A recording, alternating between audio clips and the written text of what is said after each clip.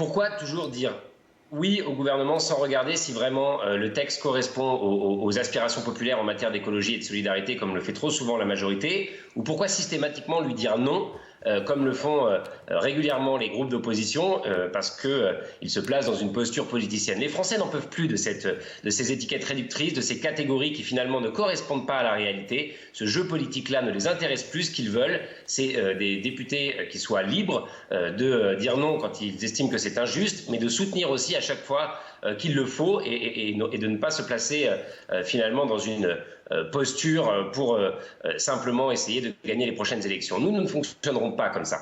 Eh bien, on regardera dans le budget ce qui sera proposé. Moi, par exemple, je ne pense pas qu'il faille ériger en tabou le fait de demander une contribution aux plus aisés, parce que quand on va avoir entre 500 000 et 1 million de chômeurs, il va effectivement falloir trouver des fonds pour pouvoir soutenir l'emploi, pour pouvoir mettre en place des protections sociales qui permettent à ceux qui vont se retrouver dans une grande difficulté d'être protégés. Nous proposons par exemple un revenu universel qui soit expérimenté dès l'âge de 18 ans.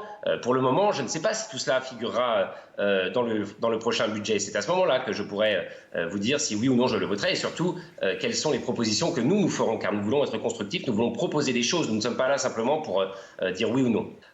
Nous ne pouvons plus continuer à faire comme nous avons toujours fait, en soutenant des industries quand elles se retrouvent en difficulté face à des crises, sans leur demander aucune contrepartie sociale ou environnementale. Il faudra être extrêmement exigeant et rigoureux là-dessus. C'est ce que fera en tout cas le groupe Écologie, Démocratie, Solidarité. Et puis il faut aussi penser au financement d'autres types d'activités.